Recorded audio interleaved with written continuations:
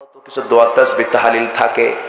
সাহাবী বলছেন, ইয়া রাসূলুল্লাহ, আমার মন চাই না আপনার সামনে 24 ঘন্টা সময় বসে থাকি, কিন্তু আমার গায়ে যে আপনি চাদরটা দেখতে পাচ্ছেন, এই চাদর ছাড়া বিকল্প কোনো চাদর আমার নাই।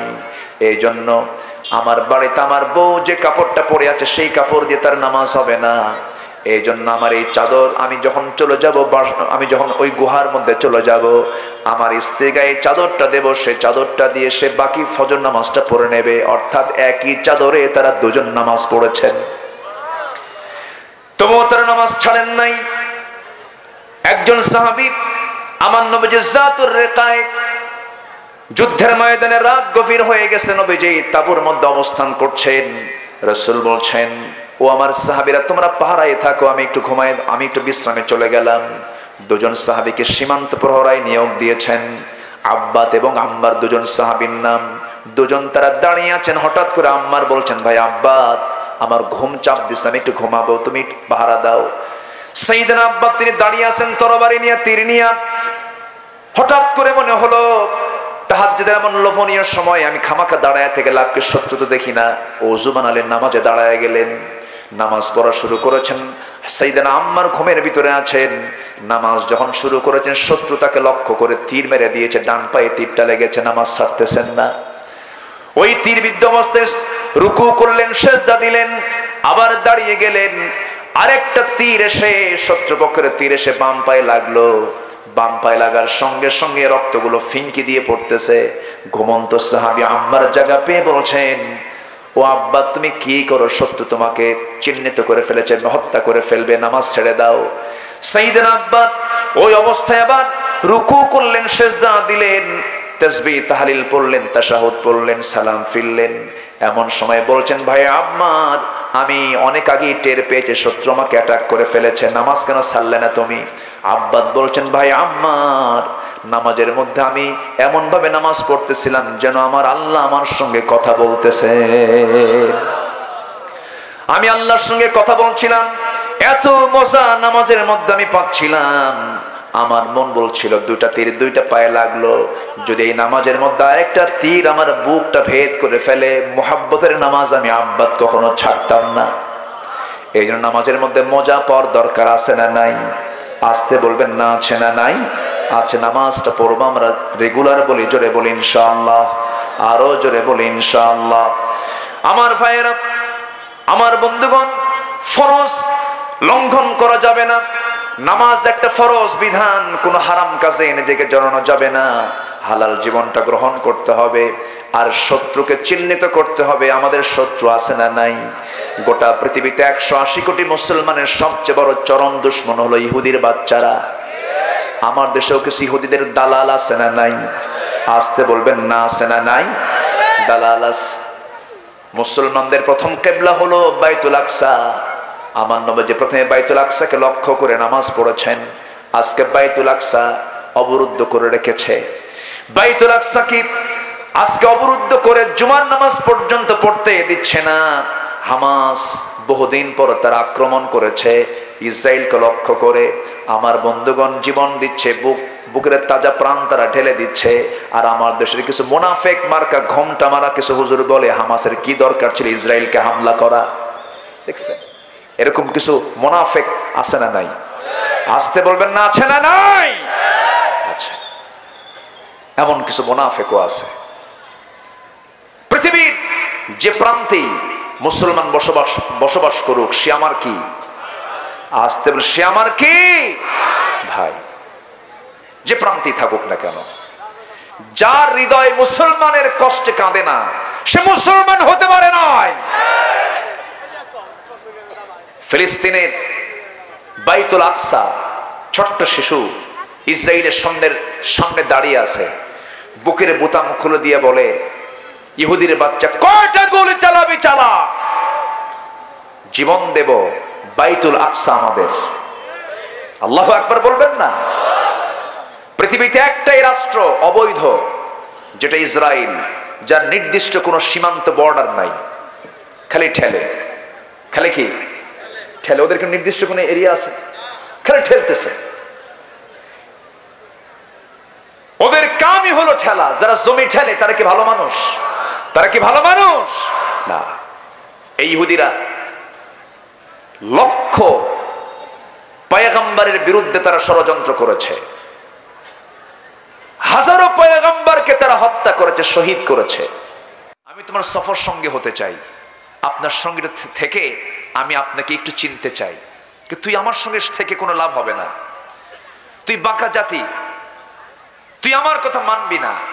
ইহুদি বলেন না, আপনি আমাকে সাথে নেন, আমি চেষ্টা করব। ঠিক আছে, তুই যদি আমার সাথে যেতে চাস কিছু সামান নিয়ে আসো, কিছু শুকনো খাবার নিয়ে আসো। সামান আর শুকনো খাবার নিয়ে চলে আসলো। সে 3টা রুটি নিল ব্যাগের ভিতরে। ঈসা আলাইহিস সালাম তার ব্যাগের মধ্যে 1টা রুটি নিলেন। মোট 4টা রুটিকে সম্বল করে রওনা করলেন। রাস্তার ভিতরে প্রচন্ড ক্ষুধা লাগলো। ঈসা আলাইহিস সালাম ব্যাগ থেকে তার যথারীতি 1টা রুটি বের করলেন। আর ঈসা ভাবলেন ওর ব্যাগের মধ্যে তো রুটি আছে, তো বললেন তোমার কোনো খাবার টাবার আছে কিনা বের করো। যখন দেখলো ঈসা আলাইহিস সালাম তার ব্যাগ থেকে 1টা রুটি বের করে, সে আর ব্যাগ থেকে রুটি বের করে না। ঈসা আলাইহিস সালাম বললেন তোমার ব্যাগের মধ্যে কোনো রুটি নাই? ইহুদি কয় আমার ব্যাগের মধ্যে কোনো রুটি নাই। আমার কথা কি বুঝতেছেন? এমন নবীর সামনে বলতেছে যে নবীকে আল্লাহ তাআলা এমন মুআজিজা দান করেছেন, ওয়ামা তাদাখিরুনা ফি বুয়ুতিকুম, তোমাদের বাড়িতে কি রান্না বান্না হয় আমি ঈসা আমার বাড়িতে বসে বলতে পারি। সেই নবীর সামনে কি বলতেছে, আমার ব্যাগের কোনো রুটি নাই। ঈসা ভাবলেন এই লোকটার নিয়ে আমি যাবো কেমনে, রুটির লোভ সংবরণ করতে পারে না। সামনের দিকে চলতে লাগলেন, ভাবলেন আমি তোর মুখ থেকে বের করে ছাড়বো, তোর ব্যাগে রুটি আছে। হাল ছাড়লেন না। এক বোবাকে পেলেন। বোবাকে পেয়ে বলছেন, বোবা তোমার এই বাক শক্তি কতদিন থেকে নেই? কে? মার পেট থেকে। সে বুঝালো আমি মার পেট থেকে বাক শক্তিহীন, আমি কানেও শুনি না। ঈসা আলাইহিস সালামের একটা মুআজিজা ছিল, বোবার সামনে, অন্ধের সামনে, কুষ্ঠরোগীর সামনে তিনি যখন দাঁড়িয়ে যখন ফোঁ দিতেন, হাতের ছোঁয়া দিতেন, লাঠির ছোঁয়া দিতেন, সঙ্গে সঙ্গে সব ভালো হয়ে যেত। বোবার সামনে যখন তিনি ফোঁ দিলেন, হাতের ছোঁয়া, লাঠির ছোঁয়া দিলেন, বাক শক্তি ফিরে পেল, শ্রবণ শক্তি ফিরে পেল, কালেমা পরে মুসলমান হয়ে গেল। ঈসা ভাবলেন এই ইহুদির মনে হয় দিলটা এখন নরম হতে পারে, কারণ এত বড় মুআজিজা। কিন্তু ইহুদি কিছু বলে না। এবার নবী ঈসা আলাইহিস সালাম বলছেন, ইহুদি দেখো এই বোবা লোকটার কথা বলার কোনো শক্তি ছিল না। আল্লাহ তাআলা আমাকে এমন মুআজিজা দান করেছেন, সে বাক শক্তি ফিরে পেয়েছে। যে আল্লাহ তাআলা আমাকে এমন মুআজিজা দান করেছেন, সে আল্লাহর নামের কসম করে সত্যি করে বলো তো তোমার ব্যাগের মধ্যে কোনো রুটি আছে নাকি? ইহুদি কয় নাই। কি কয়? নাই। সামনের দিকে চলতে লাগলেন, অন্ধকে পেলেন। অন্ধকে বললেন, অন্ধ তুমি কতদিন যাবত অন্ধ? জন্মান্ধ, আমি মার পেট থেকে অন্ধ। হাতের ছোঁয়া লাগালেন, ভালো হয়ে গেল, কালেমা পড়ে মুসলমান হলো। ঈসা আলাইহিস সালাম ভাবলেন আমার সফর সঙ্গী ইহুদির দিলটা এবার নরম হতে পারে, দেখি তো কি বলে। কিছুই বলে না। এবার নবী নিজেই বলছেন, ইহুদি দেখো বোবার বাক শক্তি ফিরে পেল, অন্ধের অন্ধত্ব দূর হয়ে সে চোখটা ফিরে পেল। যে আল্লাহ তাআলা আমাকে এমন মুআজিজা দান করেছেন, সে আল্লাহর নামের কসম করে সত্যি করে বলো তো তোমার ব্যাগের মধ্যে কোনো রুটি আছে নাকি? ইহুদি কয় নাই। আবার সামনে চলতে লাগলেন, কুষ্ঠরোগীকে পেলেন। কুষ্ঠরোগী দেখে বললেন, কুষ্ঠরোগী এদিকে আসো। কতদিন যাবত? বহুদিন যাবত, বহু চিকিৎসক চিকিৎসা করেছে, কোনো কাম হয় না। হাতের ছোঁয়া লাগালেন, লাঠির ছোঁয়া লাগালেন, সুস্থ হয়ে গেছে। এবার তিনি ভাবলেন 3জন মানুষ সব কালেমা পড়ে মুসলমান হলে এখন তার দিলটা নরম হতে পারে। নবী সাল্লাল্লাহু আলাইহি ওয়াসাল্লাম উইলিংলি বললেন, ইহুদি এবার সত্যি করে বলো তো যে আল্লাহ আমাকে কেমন মুআজিজা দান করেছেন, সত্যি করে বলো তো তোমার ব্যাগের মধ্যে কোনো রুটি আছে নাকি? নাই। ঈসা আলাইহিস সালাম ভাবলেন ঠিক আছে, সামনে হাল ছাড়লাম না, সামনের দিকে চলি। প্রচন্ড ক্ষুধা লাগছে, কিছু বলতেও পারছেন না। এবার করলেন কি, এক রাখাল থেকে একটা ছাগল তিনি নিলেন, ছাগলটা জবাই করলেন, জবাই করে সেটাকে কুটে নিলেন। এরপর এটাকে ভুনা করলেন, রান্না বান্না করলেন এবং খাওয়ার সময় সামনে নিয়ে বসলেন, ওই রাখালকে নিয়ে বসলেন এবং ইহুদিকে সামনে নিয়ে বসলেন। ঈসা আলাইহিস সালাম যখন বললেন সবাই বিসমিল্লাহ বলো, রাখাল বিসমিল্লাহ বলল, কিন্তু ইহুদি বিসমিল্লাহ বলল না। খাওয়া সম্পূর্ণ হলো। ঈসা আলাইহিস সালাম খাওয়া দাওয়া সম্পূর্ণ করলেন। এবং দুজন কি বললেন, তোমাদের পেট ভরেছে নাকি? হ্যাঁ ভরেছে। তোমরা যে খাবারগুলো খেয়েছো, গোশতগুলো খেয়েছো, হাড়গুলো রেখে দিয়েছো, হাড়গুলো এক জায়গায় জমা করা হলো। সে হাড়ের উপরে ঈসা আলাইহিস সালাম মুখের ফোঁ দিলেন, হাতের ছোঁয়া দিলেন, লাঠির ছোঁয়া দিলেন। জীবিত ছাগলটা আবার ছাগল হয়ে ছাগল পালে রওনা দিল। রাখাল চোখের পানি ফেলতে ফেলতে এক পর্যায়ে বলে ফেললাম, আপনি তো আল্লাহর নবী ছাড়া কেউ হবেন না, আমাকে পড়িয়ে দেন আশহাদু আল্লা ইলাহা ইল্লাল্লাহ। রাখাল ইসলাম কবুল করলো। ঈসা আলাইহিস সালাম মনে মনে ভাবলেন হয়তো বা ইহুদি এবার পেটে তার খাবার উঠেছে, পেটটাও ভরেছে, আবার ছাগলটাও তাজা হয়ে চলে গেছে, হয়তো বা তার দিলটা নরম হতে পারে এবার। কিন্তু তার মুখ থেকে কোনো সারা শব্দ নাই। ঈসা আলাইহিস সালাম এবার নিজেই বলছেন, দেখো ইহুদি, একসাথে আমরা ছাগল খেলাম, তোমার পেটে ভরলো, আমার পেটে ভরলো, আবার ছাগলটা জীবিত হয়ে ছাগল পালে রওনা দিল। যে আল্লাহ তাআলা আমাকে এমন মর্যাদা দান করেছেন, সে আল্লাহর নামের কসম করে সত্যি করে বলো তো, তোমার ব্যাগের মধ্যে কোনো রুটি আছে নাকি? ইহুদি কয় নাই। কি কয়? নাই। বলেন সোজা না বাঁকা? আসতে বলেন সোজা না বাঁকা? ওদের জন্য দরকার হলো উপদেশ না পিটন? ওদের জন্য দরকার উপদেশ না পিটন?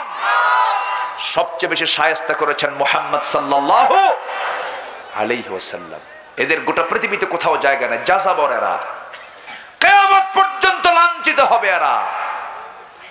এরা শেষ জামানায় আশ্রয় নেবে পাথরের পিছনে, গাছের পিছনে। গাছ পাথর পর্যন্ত কথা বলবে, মুসলমানকে ডাক দিয়ে বলবে, গাছ পাথর বলবে, এই যে আমার পিছনে ইহুদি বসে আছে, ধর মেরে ফেল। আল্লাহু আকবার বলেন।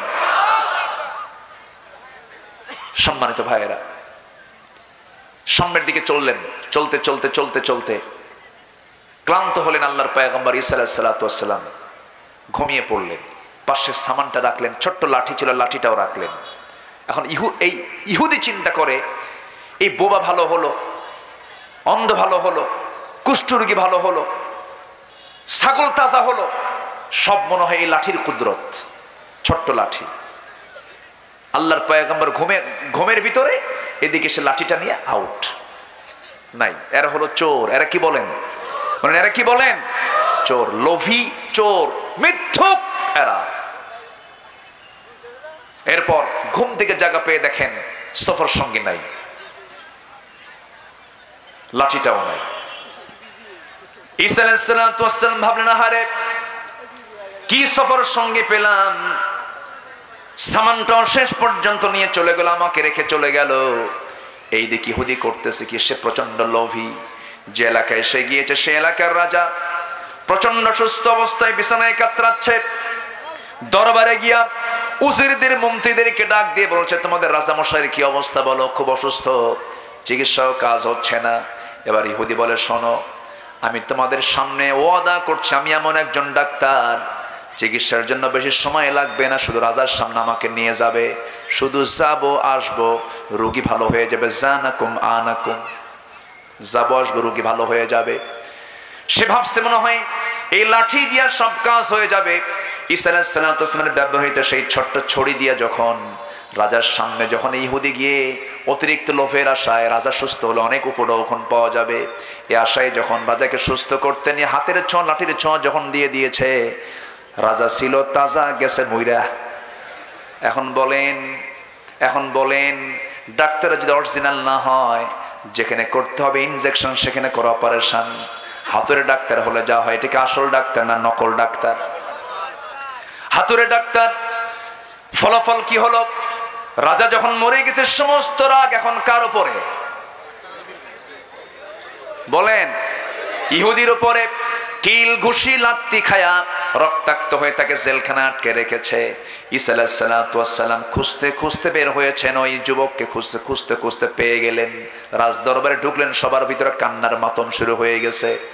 রাজা মারা গেছে। ঈসা আলাইহিস সালাতু ওয়াস সালাম তো এমন ব্যক্তি ছিলেন, এমন নবী ছিলেন, তাকে রূহুল্লাহ বলা হয়। যখন তিনি কবরবাসীর সামনে গিয়ে যখন দাঁড়িয়ে বলতেন, কবরবাসী দাঁড়িয়ে যাও, কুম বিইযনিল্লাহ, কবরবাসীর সঙ্গে সঙ্গে দাঁড়িয়ে যেত।